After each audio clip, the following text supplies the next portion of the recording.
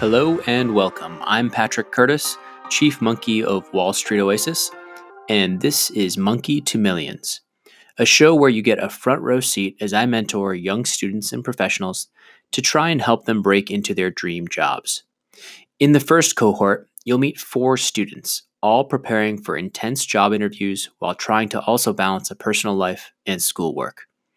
The goal of this show is to shine a light on the struggles of trying to break into competitive positions with a non-traditional background and to give you a roadmap for your own success. My hope is that as you get to know these 4 impressive students, you are inspired to dream big. Remember, these are real people and this is their true story. Let's get to it. In Grace's 7th session, we talk about the new realities of life and recruiting with coronavirus, moving Fordham classes online. We also spent a good chunk of this session doing a mock interview with some technical questions around the market, recessions, and basically any questions she should be ready for. Listen to what I think she needs to keep working on to make sure she is super polished when interviews start back up. But first, hear from Grace over the previous few weeks leading up to this session. So it's been an interesting few weeks. Yesterday, my school announced that they're moving all classes online for the rest of this week and then after spring break for the rest of March.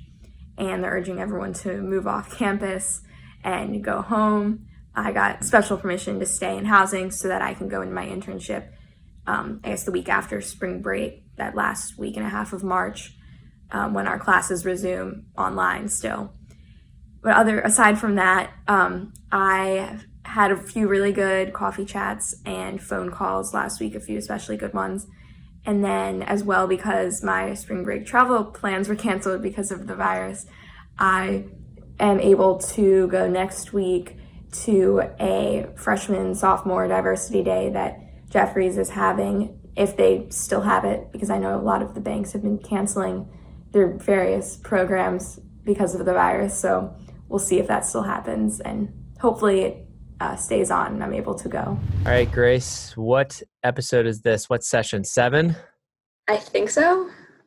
It's been a Something while. like that. Yeah. What kind of craziness has unfolded since we last talked? Yes. Are you out of the city already? Yes. I'm back at home right now. You're in Maryland? Mm-hmm. Yes. Yeah, good. You got out because New York is really bad right now. Right. Yeah.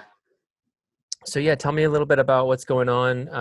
Obviously, you're not able to work in your internship. I think the school year is probably going to be done.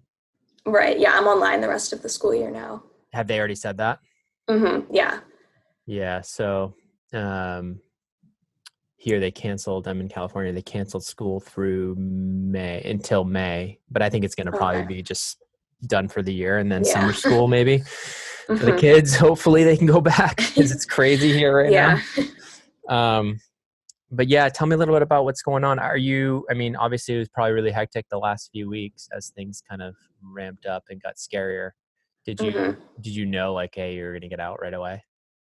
Yeah. So my school was pretty proactive in getting everyone out. So I wasn't really allowed to, since I live on campus, so I wasn't really allowed to stay in on-campus housing. So I've been home for about 2 weeks. I went back one day last week to get some of my stuff from my room. But other than that, I've been home doing online classes. So, and then with my internship, it's definitely weird. I haven't left my house in like 6 days. Is there any sort of lockdown or stay in shelter in place in Maryland yet? Kind of. I mean, everything's closed. So I can really only go to the grocery store. This is nuts.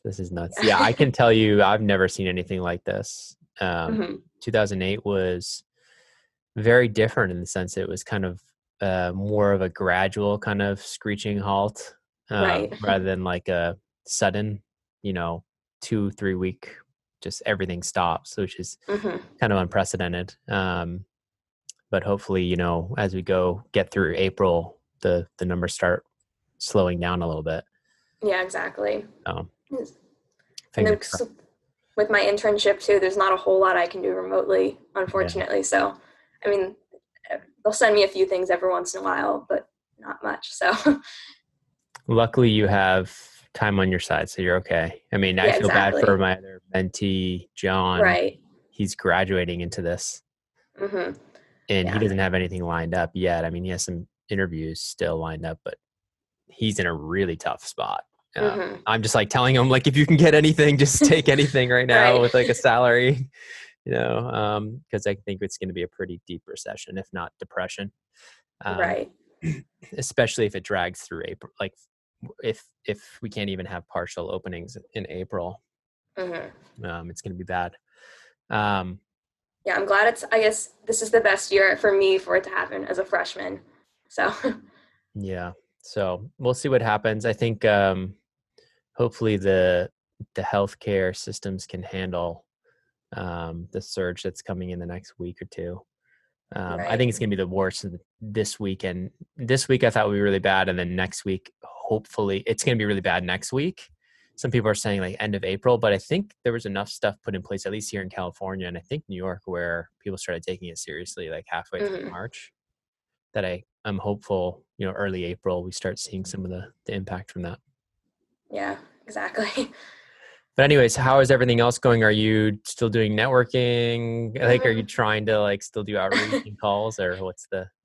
Yeah, I mean, it's slowed down a little bit, but right now, at least since I've been home, I've mostly just like I had like 5 phone calls this week still, but a lot of them were people if they referred me directly to someone else. I haven't really been like reaching out to some people cold the Like new past couple people? weeks, just Yeah. because yeah, I know it's been since it's unprecedented situation, but It's kind of um, awkward to be reaching out, be like, "Hey, can we chat about your career?" When they're like right, scrambling to like try to figure. So I think some just common sense around if and when you do start kind of starting that up again in April, just being sensitive to those right, things, and even just making content. Understand if you're too busy. Maybe we hmm can wait till the summer. Maybe right, sometime this summer we can chat, kind of thing. And then people tend to be more open to that. Be like, "Oh yeah, yeah, we'll talk." And then when you do reach out and follow up, hmm they'll be more apt to actually get on the phone with you. Although some people may be open to chatting because they're stuck at home and they're bored and they like that yeah, human they like give me human interaction, like outside of my right, family, my immediate family. yeah. Uh, Who I've talked to this week have said like their schedule's more flexible now, so it's easier for them to do that kind of thing now. yeah. So yeah, it might be good for you to continue just building those relationships and stuff. Do you ever do video chats with people, or is it always just phone audio? No, it's just phone calls. Yeah, it's too bad. Like, I feel like face to face is so much better, like just to get to know Hmm. people. Right. But so what else is going on? So I think obviously everything's online. You're just going to finish your courses, do some sort of Hmm. online exams. Yeah, online exams.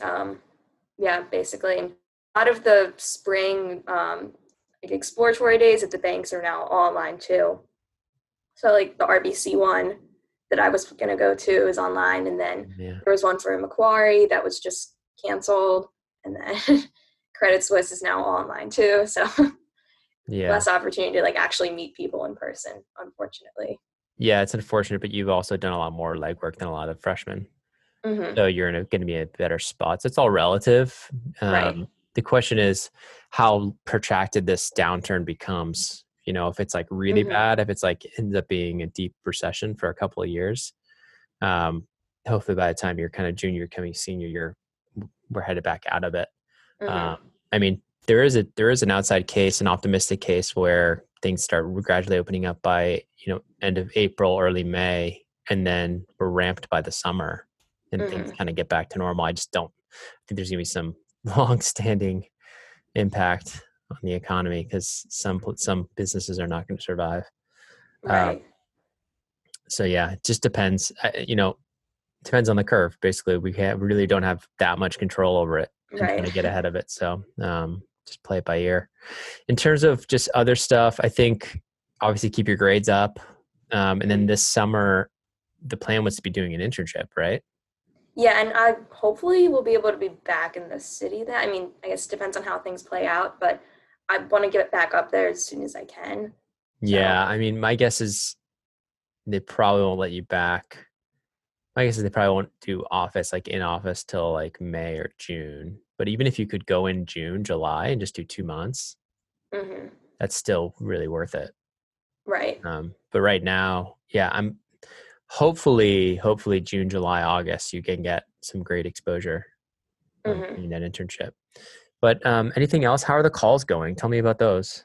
Are they? They've been really good. So I talked to, I mean, recently it's been mostly alum, Mhm. and especially younger alumni. So they've been really helpful with kind of referring me to other people to talk to, and then Awesome. offering to help me out with getting an internship next summer at the banks that do offer sophomore spots. So that's been good. It's been promising. Yeah, that's competitive, right? The sophomore slots.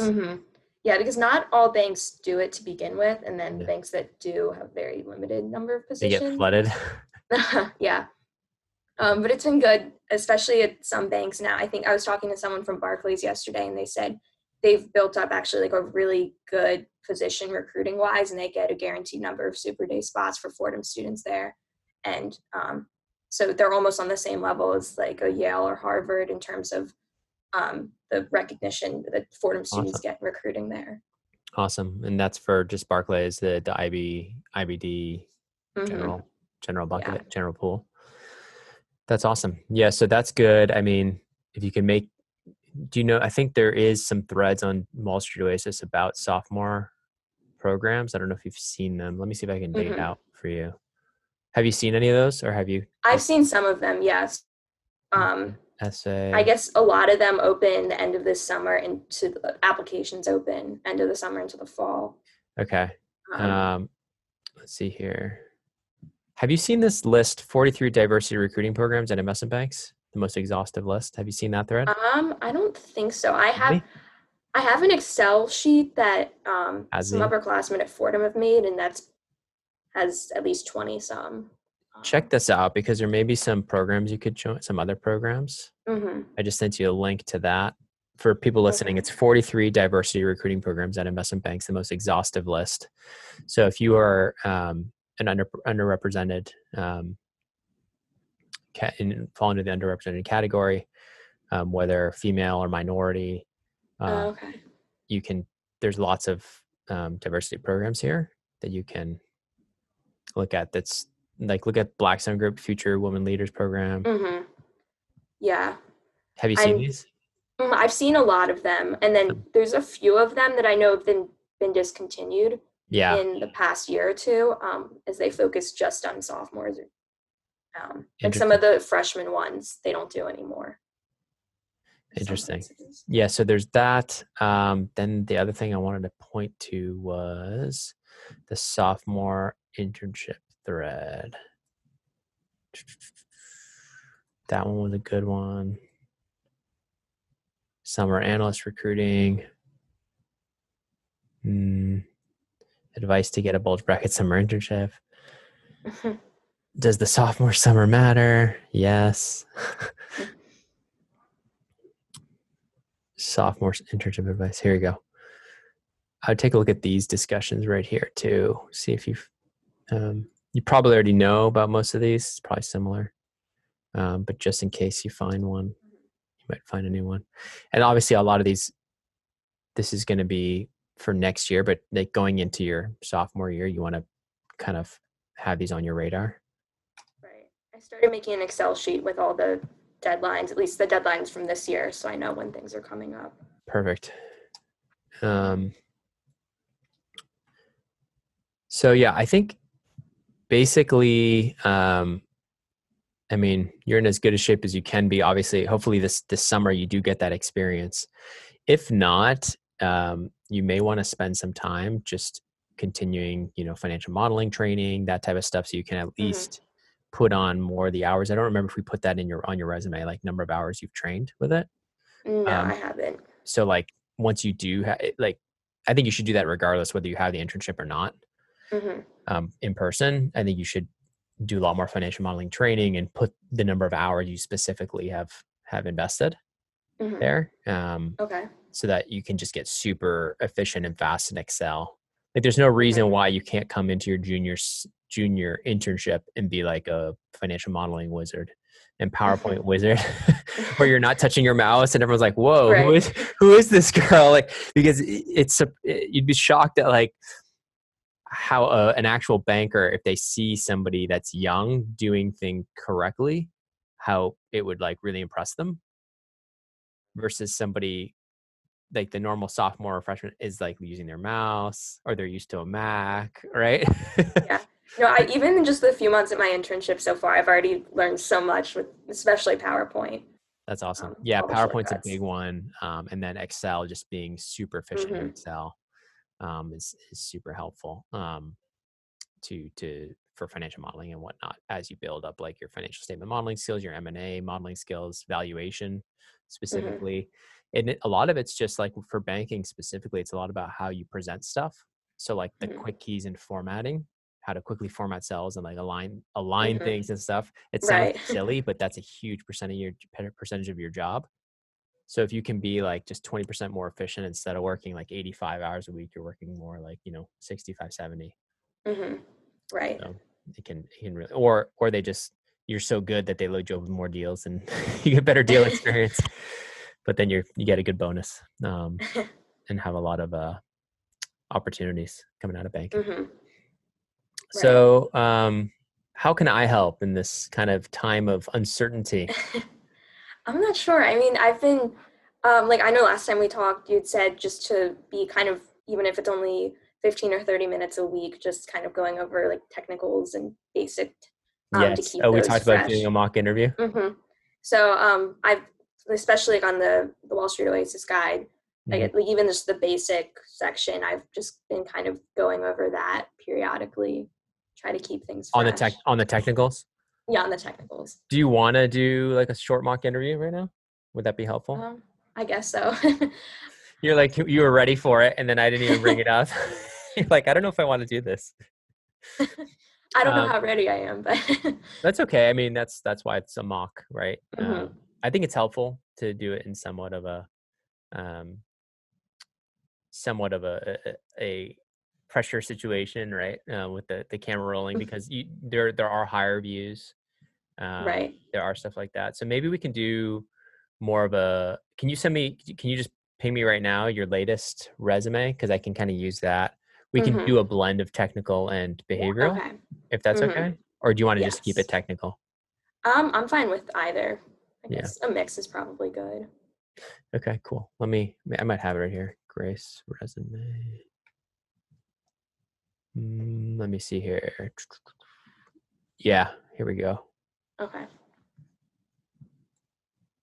I have one from January 31st, which I think is probably close Hmm. enough. Okay. So we'll just do like 10 minutes, okay? 10, 15 Okay. minutes. Doesn't have to be long. So, Grace, thanks so much for joining us and coming in for an interview today. Thank you for having me. Oh, I think I lost you for a sec. Oh, am I here? You Yeah, still? there you go. Okay. Did you hit the volume by accident? No. Oh, you're good now. Okay. So, Grace, thanks so much for coming in to join us. Yes, thank you for having me. So, it'd be great if you could just give me a short walkthrough through your resume. Just tell me a little bit about yourself. Hmm. Yeah, so I'm a freshman at Fordham currently studying global business and finance, and I'm originally from Baltimore, Maryland. And so around the age of 9 years old, I was diagnosed with the rare neuromuscular disease, and that led me to undergo several hospitalizations and surgeries over the course of several years. And so as this happened, I had the opportunity to become involved at the hospital on the Johns Hopkins Teen and Children's Advisory Council. And on that council, I've been able to advise on various hospital initiatives, both strategic and customer service related. And through those experiences, I've also been selected to represent the youth voice on various hospital panels to audiences of hospital leadership and different physicians. And so during this time in high school, these experiences really helped cultivate my communication skills and sense of confidence in presenting my ideas Did and you my ever think of voice. going into medicine, since you seem to be really into healthcare? I And by the the way, I med- may be a jerk just to push you a little bit. Don't get, just try to keep your uh, composure, but I'm just going to try to push you to, little areas and stuff like that, just to see right. how you go. But go ahead. Um, the medical aspect never interested me as the technical medical aspect, but the part that I really enjoyed was being able to collaborate with other people and providing input and thinking of solutions for various problems in the hospital. So the more strategic aspect is what I've really enjoyed being able to give in the council. Okay, great. Yeah. So, what interested you in finance or investment banking? Around the same time when I was in high school, I read a book called The Ascent of Money, which is it's written by a British economist, and it essentially gives a history of the world in terms of the first banks and stock markets and insurance markets. And that's what first introduced me to a lot of the different parts of finance that are out there. And it made me want to look into more what is a stock and how does it work. And so on my own, I began to look into what these different things were and the different careers related to that. And that's how I stumbled upon investment banking and finance in particular.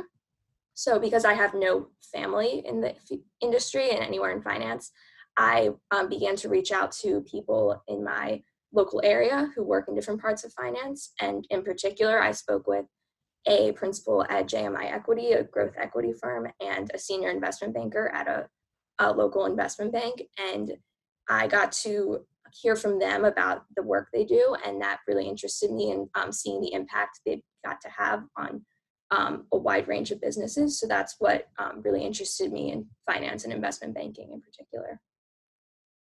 So, what specifically about the job did you find most interesting, though?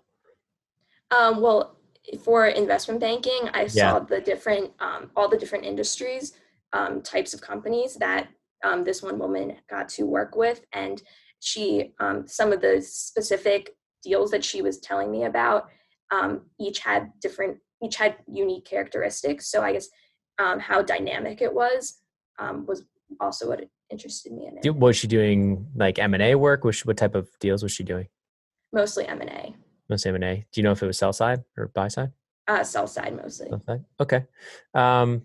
Great. So I think I'd love to hear your opinion of what's going on with the stock market lately. Have you been following it? Yes. So I know it was the shortest bear market in history just ended. But I guess there's also the possibility that because this situation is going to extend or stay for a while, there's probably a lot more volatility in store. Yeah. Do you feel like now's a good time to be investing in equities? I guess that depends on risk tolerance. Would you, if you had, say, $100,000, what would you do right now with that money? How would you allocate it? Or how would you tell, like, if you were an investor, how would you tell someone to allocate that money right now? Well, at least for someone in my position who's young and doesn't need money for retirement anytime soon, I would invest probably, especially in a lot of the technology companies and those that have the focus on being able to do things remotely and those who are developing those technologies. And then also looking at some of the other areas that are very undervalued or have lower valuations right now due to the large dips. Got it. Anything else you'd be concerned about in terms of what you would look for to a type of company you'd look to invest in right now? Right now, I look at mainly larger ones. I know the smaller cap stocks in particular have been suffering quite a lot, and Mm-hmm. their futures are more uncertain, especially with the, I guess, pause in all the economic activity right now. I'm just taking notes to mention later. In terms of, okay, so that's great. And so in terms of you would invest in technology, kind of, what if you thought, oh, Zoom's a great investment because there's all these work from home situations, but you missed the boat and it's up 80%. Would you still invest in it? Well, I'd have to do further research, I guess, what would you look at? On how I believe the current market price reflects its valuation. But I guess with just based on what I do know right now, I would be cautious of that because once everything returns to somewhat normal, perhaps Zoom will not be used to the extent it is right now. So they could see their subscriptions fall again, possibly. Okay, great. So let's talk a little bit more about, I guess, just a little bit more some like technical questions. Can you talk to me about just the different valuation methodologies you've been exposed to in your internships? or what you know about the different valuation methodologies? Mhm. So there's comparable transactions, and that's looking at, especially in the same industry as whatever company you're looking at, and seeing the multiples that have been paid for other, or the market valuations for comparable companies, and determining a multiple based on that to value the company at. And then there's precedent transactions, which looks at past transactions in the industry among comparable companies and seeing what multiples have been paid in those acquisitions. And then there's DCF to calculate based on company's cash flow. Sorry, the first one you said was called transactions? Comparable. Oh, trading comparables? Yes. Mm-hmm. Or transactions, you said. Sorry, the second ones you said transactions. Second one was precedent, and then the first one was comparable companies. Comparable companies. So what are you looking at there on comparables? Companies in the similar industries with similar customer profiles and capital structures. And so private companies there? Usually public. Public, okay. And so can you walk me through like how you'd specifically do that? So like give me an example of a public trading comp, and do you have an example of something? Did you ever do that analysis? Have you ever done evaluation? I have not, but an example would be looking at, say, McDonald's, and then for comparable companies, looking at other fast food companies like your Burger King or Wendy's, and kind of comparing those, and then and their market valuations, and then also making adjustments for any differences in capital structure or growth profile in the companies. So can you talk me about, are you comfortable walking me through, like when you say look at other fast food companies, are you comfortable walking me through like what you would look at specifically and what types of like analyses you'd be doing to try and get to a valuation of McDonald's? So you really focus on some of the key ratios like PE ratio and then EBITDA ratio. Yep. Okay. And so what would you do with that group? Well, you would have the different multiples and look at those among the various companies, and you'd have to account for the differences in those companies and the one that you're looking at, the company whose valuation you're trying to determine, and using those and accounting for those differences to arrive at a multiple range for the company's valuation. Okay. And then what about other valuation? So you said there's the trading comparables, there's the precedent transactions or acquisitions. Yes. Do you know what a control premium is? I do not. Okay, so we can go through that. You can review it in the course. But what about a discounted cash flow analysis, a DCF? You want me to walk you through that? Yeah, that'd be great. You lost your audio again a little bit. Let me see. Uh-oh. Here again? Oh, hey, talk again. Can you hear me now?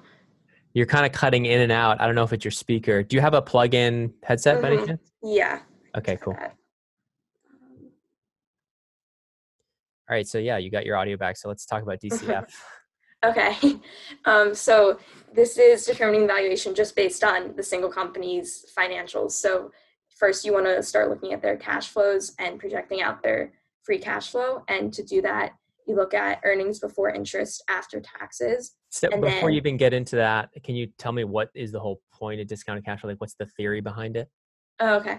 So this isn't as market-based as doing comparable companies or precedent transactions valuation method. It's looking just at the one single company, and it's using their financial, their free cash flow and projecting that out to determine a valuation. So you project what are you doing after you project the free cash flow? What are you doing to try and determine discounting that back to the present value. Perfect. Okay. So yeah. So why don't you go ahead and walk me through how do you get to those free cash flows? Those So for free cash flow, you start with earnings before interest after taxes, and then you add back in depreciation and amortization since those are non-cash expenses. And then you subtract out capital expenditures as well as the change in net working capital to arrive at free cash flow value. And you have those, you project that out usually for a 5-year period. And then you also need a terminal value to account for the cash flows in the years beyond the projection period. And you can do that. There's 2 different methods for doing that. You can use the perpetuity growth method, or you can just use terminal exit multiple. And when you and then you calculate the weighted average cost of capital, which is the blended required rate of return based on the company's capital structure, accounting for both the equity and the debt portion. So And if a company, let's say there's two exactly equal companies, would you expect a company with higher debt to have a lower or higher weighted average cost of capital? That would have a higher weighted cost of capital usually because of their higher debt amount. It's actually the reverse. Okay. Because typically equity is more expensive required. Right. So Okay. there's a higher debt That makes sense. than typically. I mean, yeah. So like in terms of capital structure, if everything else is equal between two companies, the one with higher debt, the blended weighted average cost of capital for that business will be lower. Assuming they're not paying a crazy high interest rate on debt because they're over levered or something. So in terms of, okay, so yeah, you understand DCF pretty well. Talk to me a little bit about, let me see what I can ask you that's kind of very common. You talked me through valuation. You talked me through like why investment banking. I'm not going to ask you specifically like why this company, because I assume you've already spoken with people here. And so you kind of have that idea. I'm looking through some of these.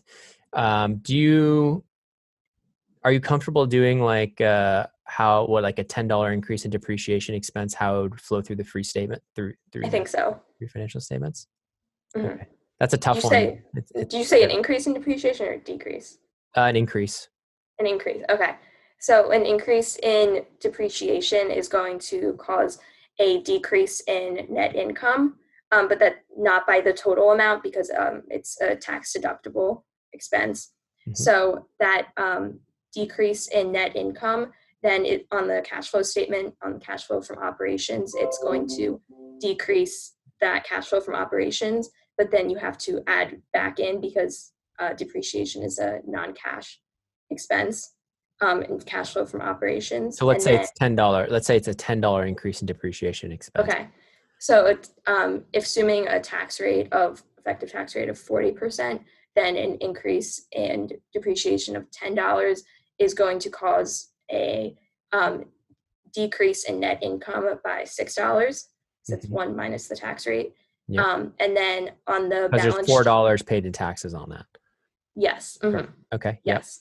Yep. So then in cash flow from operations, that's going to have a decrease in cash flow from operations of $6. But then because the depreciation is a non-cash expense, you have to add that back in cash flow from operations. But then on the balance sheet in property, plant, and equipment, that increase in depreciation is going to cause a decrease in the value of those assets. But then on the other side of that decrease in taxes being paid is going to cause an increase in cash.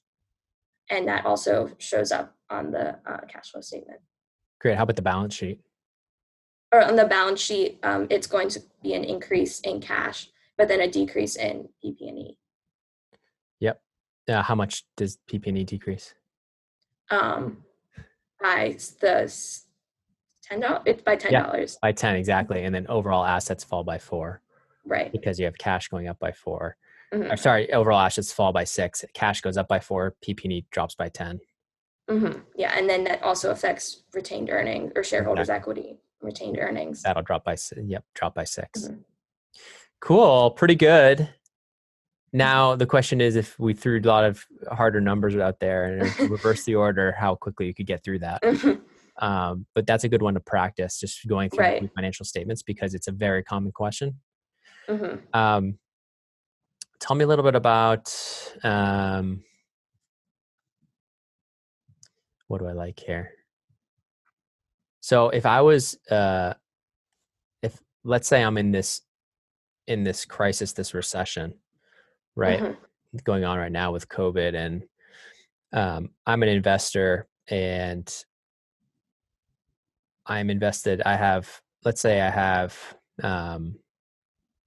I have a decision of where I want to invest in the capital structure. And I know that there's a company was before everything hit, everything went down. It was a $200 million company, let's say.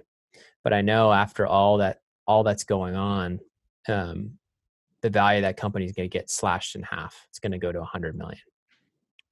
And we know that there's a good amount of debt on this company. There's senior debt. There's basically senior debt with like bank loans has actual assets backing it. There's subordinated or high yield debt, and then there's preferred stock and common stock. How would you think about like where you would want to be on that capital stack, given knowing that things were headed south? Mm-hmm. Well, with interest rates being so low right now, that's definitely that impacts the debt portion a lot. And then with equity values being very depreciated right now, perhaps that would be a better place with more opportunity for profits is with it. Yeah. So like assuming the interests were already set. So they already issued the bond. Okay. They already issued the term loans. So it's not them going out to raise new debt. It's like that debt's on the balance sheet. So let's pretend, let's say it's $120 million of debt, of which 80 million is senior secured and 40 is subordinated debt, like high yield bonds. Mm-hmm. Where would you want to be if the market went from a $200 million value for the whole company to $100 million? Okay. In that situation, are you saying equity or debt or specifically? Yeah, equity, debt, or where in the if debt, where in the debt? Probably on the debt side. If I invested at the higher valuation, just because the equity value is so far low, but with the senior debt, at least in this case, the equity is completely wiped out. Yeah, if the equity is wiped out, then I'd want to be in the senior debt because that's backed by assets. And if with the uncertainty in the economic picture, the high yield debt is a lot more risky. Well, based on what I'm saying, where do you think the high yield bonds would be trading? Okay. Where do you think they'd be worth around ballpark? Because I said it goes from the value of the company went from 200 to 100. We have about 80 million of senior secured debt and about 40 of high yield bonds. Around where do you think?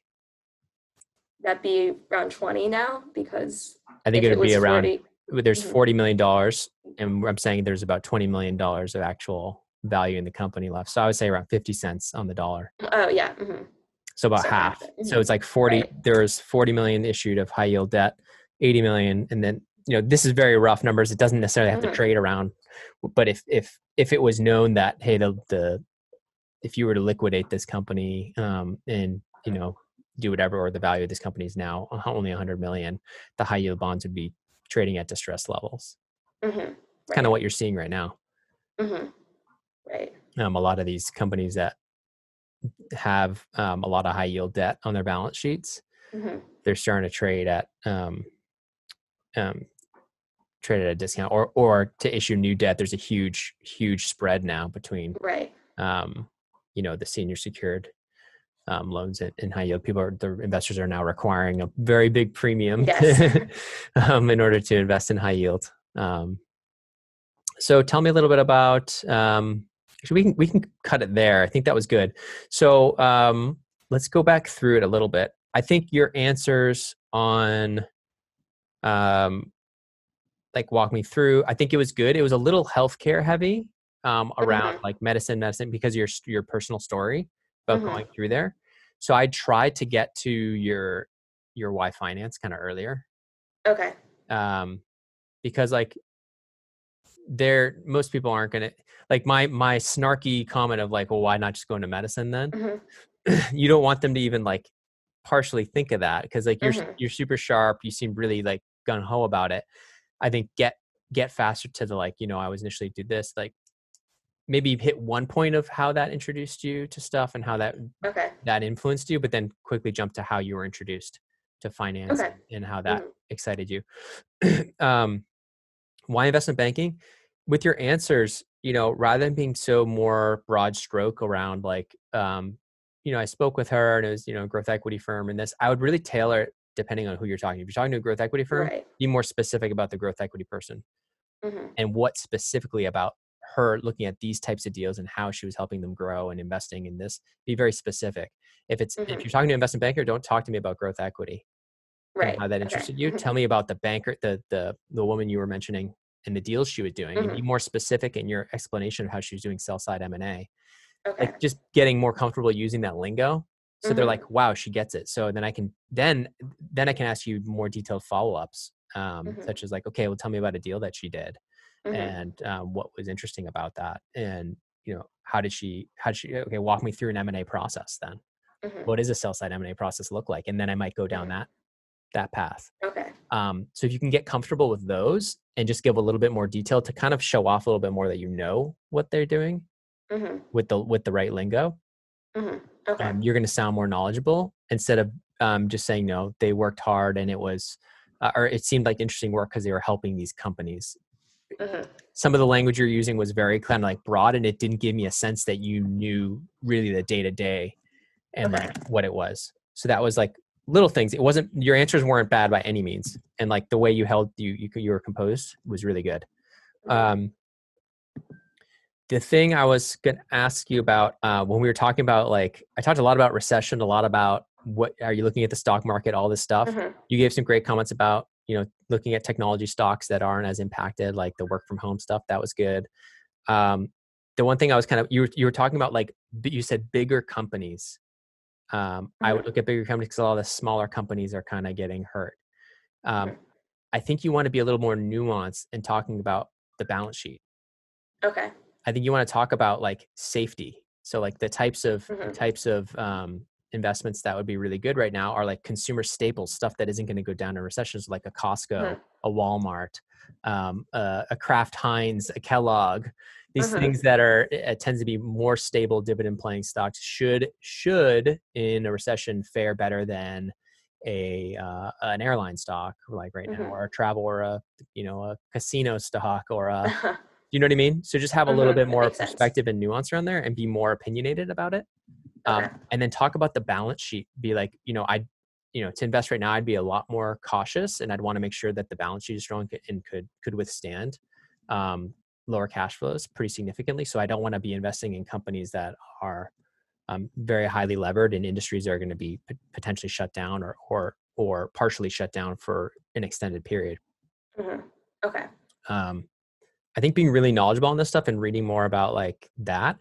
Obviously, you Mhm. can say obviously there's a lot more upside if I'm investing in the airlines because Mhm. they've been so hammered, Right. or like oil with the supply shocks. So that's another thing I Mhm. could ask you about. It's like, tell me what's going on with oil right now. And Mhm. like you could talk about, it's a double whammy shock right now. It's a supply shock because the Saudis are in a price war with Russia, Mhm. and they're just putting out at $25 a barrel oil, which is incredibly low. And most of the producers aren't profitable until you hit around 40, 50, $60 a barrel. Mhm. So it's a supply shock because they're literally just ramping up supply of super cheap oil. And so, and it's a demand shock in the sense that we're headed into recession with the virus, everything being Mhm. shut down. So less people are traveling, less people are doing all this stuff. So the demand for oil is going down. So it's like a double whammy, literally hitting on both sides. And so you can Mhm. say that's why the oil companies, the Exxons of the world, the Chevrons, the ETF XLE is just getting completely obliterated. Mhm. So you can say that could be something that you allocate a small amount to because you feel like it's been oversold. Um, However, like you said, it's super volatile, but you're young, and you feel like over Mhm. the long run, you don't see oil at $25 or $30 a barrel indefinitely. Or you say something along the lines of, airlines and whatnot. I feel like there's very much going to be a bailout. They're not going to let the airlines fail. So I'm going to Mhm. invest in the airlines that have the strongest balance sheets, like the Deltas and not the Uniteds and Americans of the world, or Mhm. So it helps to have like some opinions about this stuff and potentially Mhm. like even show that you're interested in investing, even if you Mhm. only have like $500 to invest, Right. whatever it is. Like just showing a little bit of that, because Mhm. I can guarantee some of the bankers will be interested because they're like looking at deals and want to hear your opinion on it. Mhm. Does that make sense? Right. Yeah. And I guess that if I was interviewing for a specific coverage group too, then that would Totally. industry group that would So yeah, and the only tailor thing is that. like you kind of mentioned it when you were saying like I'd go for the big companies, but I think what you're trying to say is like you were trying to say like the less volatile things and the ones Mm-hmm. because some of the big some massive companies are in huge trouble. Look at Boeing. Mm-hmm. Right. So like I don't know. I mean, they're now probably going to get a bailout, but a week ago that was a very very touch and go situation. Like, Mm-hmm. Trump's kind of saying he's kind of been pushing them to get that, but they're in really bad shape because they were already in bad shape before this whole mess happened. Mm-hmm. Um, so just try to be more specific and more financially oriented in your answers, if that makes sense. Okay. Mm-hmm. Like just show. So like, so a perfect example. So then we started talking about valuation methodologies. Be careful because initially you said trading. Hey, I think I tripped up on the words The there. words you tripped up. You were talking about trading comparables, and you said blah blah blah. But you said you look at the companies that are similar. But when you're talking about trading comparables, it's really about the public companies in the stock market. Mm-hmm. You're taking what they're trading at Right. in in the public markets. So I asked, is that private? I kind of tried to trick you. I said, is that private Mm-hmm. markets? You said, no, it's usually public, which is good. So, but talk specifically about the types of multiples you look at. So Mm-hmm. in some places we would look at EV to revenue, enterprise value to revenue, enterprise value to Mm-hmm. EBITDA, enterprise value to, blah, blah, blah, and talk about those multiples Mm-hmm. Okay. and maybe even have some examples for Mm-hmm. that. So you talked about the acquisitions, precedent transactions or acquisitions. That's good. Learn what a control premium is. It's typically the additional amount they have to pay over and above what it would be valued at to take full ownership of a company. Mm-hmm. So there's typically a premium paid over and above what the business is worth to gain full control Mm-hmm. of it. That's usually why precedent transactions yields the highest The highest. outcome, right? Mm-hmm. Exactly. So like a strategic buyer that buys XYZ company that's like their direct competitor, there's additional value and synergies in taking Mm-hmm. ownership of that competitor over and above what the pure maybe cash flows are showing the Mm-hmm. value of that company. Okay. Because maybe then they get more pricing power. Maybe Mm-hmm. they can consolidate all their SG&A expense into one kind of central office. Maybe Mm-hmm. company A that's buying company B has a better marketing engine that they can immediately attach to market, company B's Mm-hmm. product portfolio and boom, explode sales. So there's a lot of things that you can kind of mention in terms of Mm-hmm. that. And then, so just talk more about like just the ratios, be very specific. And ideally you can do an example, like talk about an example, like you talked about McDonald's. That's awesome. But then if you have that as your example, McDonald's, who Mm-hmm. are the comps for McDonald's? I'm going to like push you, right? So tell me Mm-hmm. like, I don't even know who Starbucks or what is it called? The Kentucky Fried Chicken or the K. No, I don't even Okay. know. Yeah. There's a couple out there, right? That other Mm-hmm. big fast food chains that are publicly traded, like a Chipotle Mm-hmm. or Right. something, and talk about maybe like where the multiples are trading for each of those, the PE ratios versus the Mm-hmm. EV to EBITDA versus the. Okay. I think it would be good to have that in your back pocket because as an Mm-hmm. example, I think it really shows that it's not just a theoretical thing. You actually Mm-hmm. have like thought about it in a specific industry. Mm-hmm. That makes sense. Um, anything surprise you on that I asked you? Not really. Not really. It's okay. Down the middle. Okay.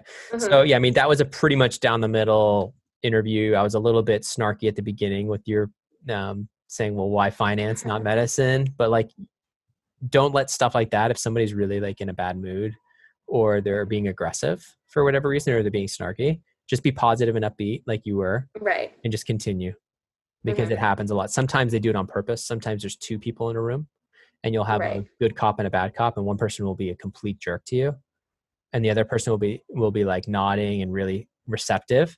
And they Mm-hmm. want to see, do you just completely ignore the person that's like being a jerk, or are you trying to Mm-hmm. still pull them in and engage them? Mm-hmm. So it's a lot of like mental games on top of Right. all the other stuff you have to worry about. um, but yeah, I think overall it's great. I think a little more studying on the technicals, evaluations, getting a little bit more kind of Right. well versed with the lingo, I think will do you a lot of good. Okay. Um, and then maybe we should do it again because I think like it gives me a really good sense of where you are. Mm-hmm. And I think we could get you to a point where you're just like a machine for interviewing. And they like start actually asking you really tough stuff. Like that's the Mm-hmm. goal. You don't, if you're fumbling through, like you weren't fumbling through, but if you're not like really nailing the basic stuff, they're probably going to just be like, okay, blah, blah, blah. And they'll kind of cut you some slack. Mm-hmm. But if you like nail the tough stuff and then you're able to get like the intermediate and some of the advanced, they're going to walk out, be like, we want to hire her. Mm-hmm. You know what I mean? And that's what you want. Mm-hmm. You want to impress them with your knowledge. And so I think, and we'll make sure you have access to like all the financial modeling stuff, so you can kind of Mm-hmm. dig in more there. I think you may have a lot more time this summer than you think, or like with the online classes than you think. Yeah. But this is great.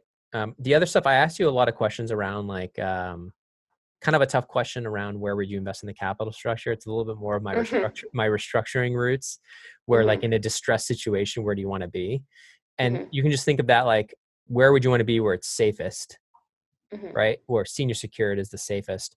Now, if I gave you a scenario where like the value was cut in half from 200 million to 100 million, so like debt that's under that $100 million thing is pretty safe, especially if it's secured. But if it's a high Mm-hmm. yield and it's like 120 million, it was going up to 120. So the stack was like, here's 100 million of senior, that's safe. Sorry, here's Mm-hmm. 80 million of senior. The value of the company's here, but the problem is there's high yield like here. So these two fingers are gone, Mm-hmm. right? So just think each of these fingers is $10 million.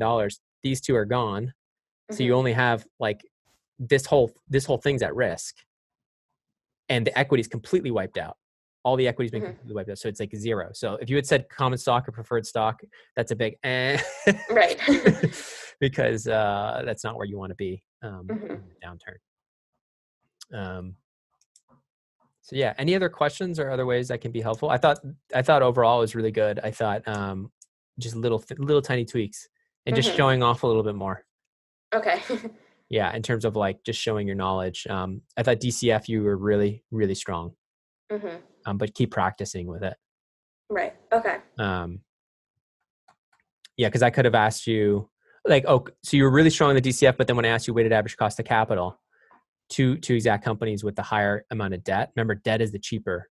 Right. Mm-hmm. Debt's the cheaper cost of capital. So if there's Mm-hmm. more debt, other things being equal, in terms of a ratio of the whole capital structure, it tends to have a lower WACC Mm-hmm. for Okay. the same company. Other things being equal. Okay. Yeah, I think that's it. Okay. Anything else I That's can? helpful. Yeah, no, I think you've already started kind of going through, taking a little bit of time to start training. I would keep doing that. Like Mm-hmm. again, just hour a week. You'll start getting really good. But Mm-hmm. could you do videos of yourself answering? Like, I don't know, have your mom or somebody just like ask you, like just print out the guide and be like, ask me anything from here, Mm-hmm. to the point where like Okay. you can give like similar sample answers there. I Mm-hmm. think if you can get to that point where you're answering 80-90% of them by the start of your sophomore year, like by through the summer, 80-90% of you're really like nailing them, Mm-hmm. you're going to be in awesome shape for sophomore Okay. interviews and stuff. Mm-hmm. And Okay. you have time. You have a lot of time. Right. So that's the good Mm-hmm. news. Um, Anything else I can help with on the interview prep stuff? I don't think so. At least not right now, since I don't have anything imminent coming up. So Yeah. Did you have you taken a lot of finance courses at Fordham yet? Have you had? no. In the fall, I'll be doing a lot though. Okay. Did they just not like, is there a lot of like liberal arts stuff you had to take? Yeah. So I mean, I've had a few business related classes so far, but it'll get a lot heavier this fall. It's all going to connect. Actually, studying for Right. this is going to make those courses easier. Mm-hmm.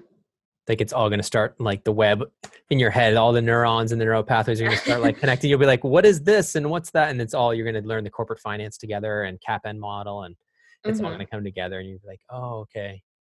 Now I'm really getting it. It's going to really help Yeah. you. In the Mm-hmm. interviews. Yeah, I'll be taking an actual accounting class this fall. So. Nice. Yeah, I could have asked you a lot of questions about change in networking capital. Specifically, Mm-hmm. I have two companies. One's growing faster, the other one's growing, and they have heavy net working capital requirements, which one would you invest in, or which ones has what's the profile of the cash flows for one growing company and that's growing really fast and one's growing slower? Because working capital ties up a lot of cash, right? Right. I might ask you to explain that. No, That's like the source of cash use of cash. Yeah, so source of cash, but like ask you to actually explain why it's a source of cash or why it's a use of cash. So just thinking conceptually, not just, okay, I know that's a source of cash when I have to add it back on the cash flow statement to get all the numbers to work and my balance sheet to balance, but actually understanding why is that. So like when a company, I'll just explain. So let's take accounts receivable as an example. A company that's growing super, super, super fast, their accounts receivable is going to be going up, right? So that accounts receivable means they haven't been paid yet. So if their accounts receivable are going up, they're owed more and more and more money, which means overall their cash is lower and lower and lower. Does that make sense? So like it basically means that they're owed more and more and more money. So even though they're making more, their cash flow, if their ARs get stretched, if the days get stretched, they could actually be in a cash crunch, even though they're exploding in growth. Okay, that makes sense. So like something that's why you see these companies sometimes they grow into like death because they just have such they're growing so fast. They need capital injection. So these VC funds, they'll back companies that are like super cash flow negative because they're like, well, now's the time to grow. And the reason it's so cash flow negative is because there's a high working capital requirement for it. Maybe it needs a lot of inventory. Maybe it needs a lot of, maybe AR is just growing so fast. So like, for example, inventory is a great one. Dell computer notoriously has very low inventory because they only hold kind of what they need. As like once you order your computer, like it's called just-in-time inventory, and they'll order just those parts and bring them in and build your computer and send it out. But like a company like a beverage company that has to pre-manufacture these bottles and hold them and then ship them, if it's growing really fast, it has to pre-order, or like, let's say you're making a widget, you have to pre-order all this stuff. If your company's growing like this, you have to keep buying more inventory to well in advance, months, sometimes 6 months in advance of when you're actually going to sell that. So you have to put so much money up front, and you have to keep putting in more and more to hit those higher and higher sales. So it's a huge cash drain. And that's what it means when they say there's heavy net working capital requirement. The working capital is the capital needed for this company to work. The capital needed to continue this company is just massive. So other things being equal, you'd actually rather invest in a company that has low working capital requirements because it's just going to be spitting off cash a lot faster and easier, even in times where it's growing fast. Is that like an airline where they have a lot of deferred revenue? It's like they're getting the cash up front and then deferred revenue is massively capital intense, right? Working capital intense. Okay. Like they had the leases, they have to sign these leases up front. Or if they own the planes, that's like a huge expense, right? Right. The good part is they're collecting before actually servicing the tickets and flying people. They're typically collecting that revenue months in advance, but it's such a capital intensive industry. It's why there's so many bankruptcies in the airlines historically. Like there's a reason it's a really tough business. Price of oil, if it spikes and goes way out the roof, like let's say I said it's $30-$40 a barrel, it's up at 120. All of a sudden it's super expensive to fly people everywhere. Right. And so that's more like the basic risk factors of airlines and commodity businesses that depend on commodities and commodity prices, which can fluctuate wildly. But I think understanding the net change in working capital when you're talking through a DCF and just thinking, and you add back net change in working capital, like being able to understand the nuances behind, okay, well, what goes into that change in net working capital, and understanding like AR days, AP, accounts payable days. So what are ways I could make my change in net working capital decrease? Thinking through that, how could I actually, get more aggressive on collections so AR goes down? stretch out my payables. So my vendors that are selling me the stuff I need to do, be like, we'll pay you in 10 days. No, just kidding. We'll pay you in 30. We'll pay you in 60. Actually, our terms are now 90. Sorry, we're going to pay you in 90 days. Do you know how much that helps you in terms of retaining cash in the business? A lot.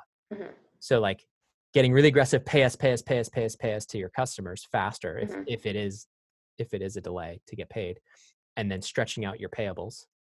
So you want your days payable as long as possible. You want your AR days to be as short as possible, and you want your inventory requirements, your capex or your inventory requirements to be as low as possible. So can we change to a just-in-time inventory? Can we actually make it so we don't need to order 7 months in advance or 6 months in advance? Can we order just a month in advance and still stay and have our inventory turns increase?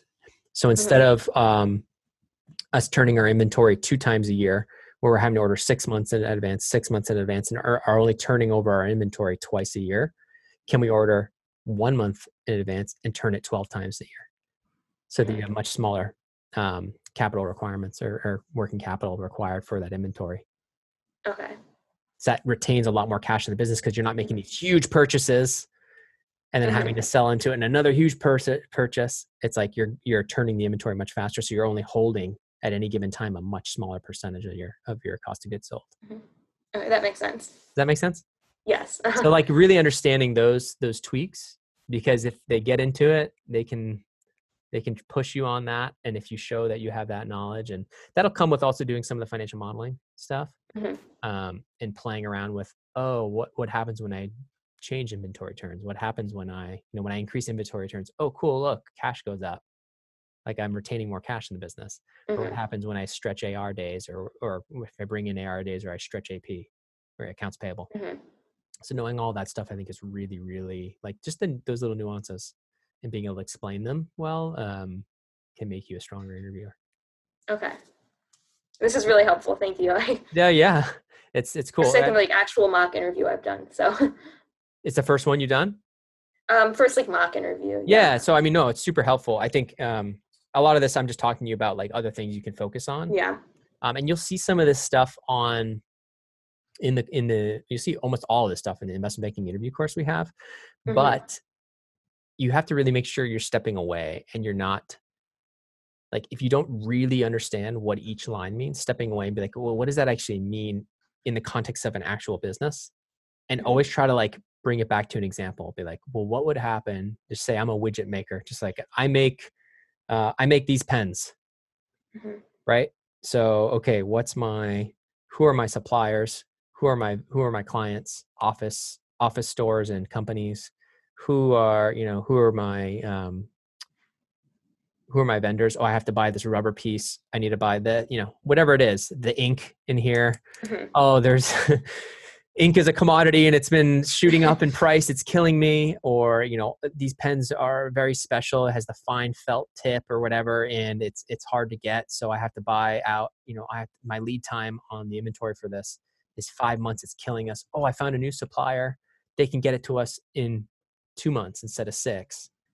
That's huge for us. So we can turn our inventory a lot faster. So we don't have to order so much at once. So that type of stuff. Okay.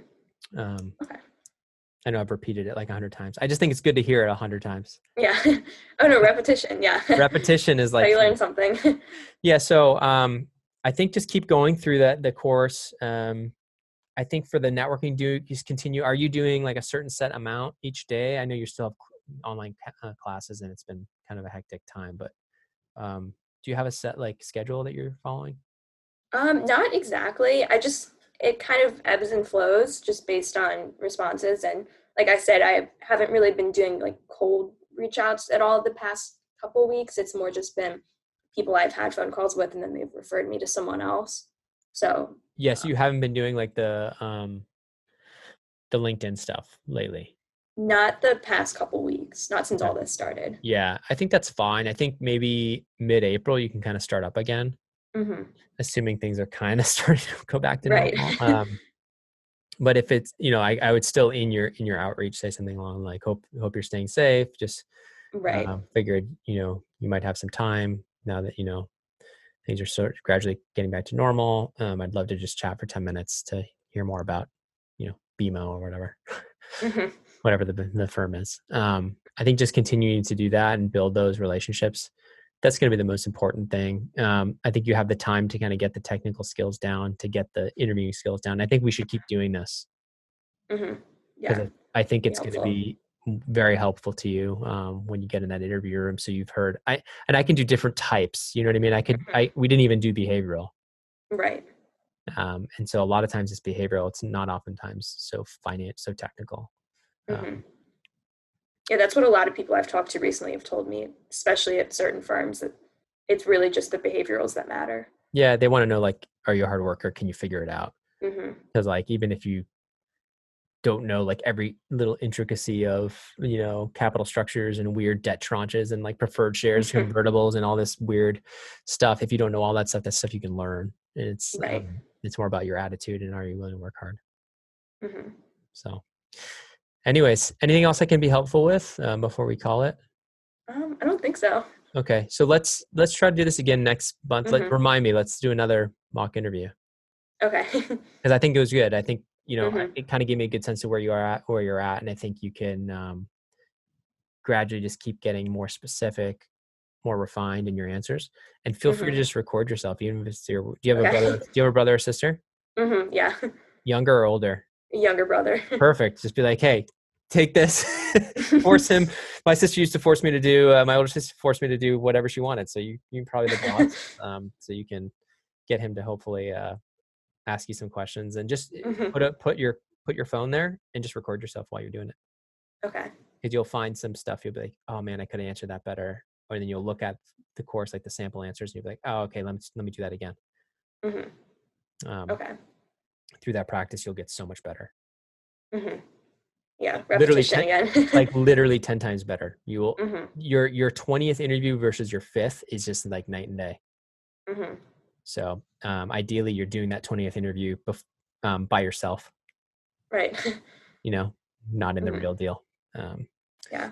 But cool. Okay. Let me know if I can be helpful. We can do this again. And then, in April, hopefully by the time we're talking next month, I'm really hopeful that like people are talking about like testing has been ramped, and we're talking about like the curve coming down, and we're talking about things opening back up.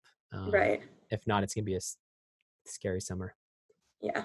Really hope I can get back in the office soon. I think you will. It may not be May, but I think for sure by June, I'm hopeful. And that's okay. I mean, as long as if you have something on the resume, I think it's okay. And people are going to be really understanding with everything that's happened. So. Yeah. I guess my university too is letting us do pass fail for any classes we want this semester. Oh, wow. So that's nice. Yeah. Are there any that you're going to do pass fail? I would do, if you're going to get an A anyways, don't do pass fail. Right. But there's a few where I probably wouldn't. So like B+, it's helpful there. Like you're headed towards a B+ or B? Or A-. Even. A-. Well, that's like a 3.6. It's a 3.6. So I'm at a 3.9 right now. So keep that up there. You want to keep it up. Yeah. I mean, definitely avoid the B+ and the B's, which sounds so funny, but there's so much grade inflation. But yeah, avoid that. It's like, oh my gosh, a B. You'll be okay. But yeah, no, for your GPA to keep it up in the high 3s is good. But yeah, if you're going to get an A-, if you think you can maybe get an A in something, you might have an A-. If you can get it to be an A, then keep it, because it's going to make it harder than if you get an A- later to drop it so much, because it won't impact it as much. If that makes sense. Yeah, that makes sense. So like if you get half A's and half A-, you're really heading in for 3.8 is perfect. Right, that's true. Is great. So, and plus it builds some buffer in, versus if you only have like 5 classes graded and then you get like somehow like a B like later on, it like drags it. Oh, that's true. Yeah. So, cool. Okay. Well, let me know if I can be helpful in between now and, near end of April. Otherwise, keep trying to spend that half hour each week with not just reviewing the course, but just try to maybe do a half hour study and then half hour force somebody to interview you for a half hour. Okay. and record it. And then, just for yourself. And then I'm from there. Hopefully next month we'll do it again and we'll see incremental improvements each time. Yes. Sounds good. All right, Grace. Thanks so much. Thank you. Talk soon. Bye. And thanks to you, my listeners at Wall Street Oasis. If you have any suggestions whatsoever, please don't hesitate to send them my way, patrick@wallstreetoasis.com. Until next time.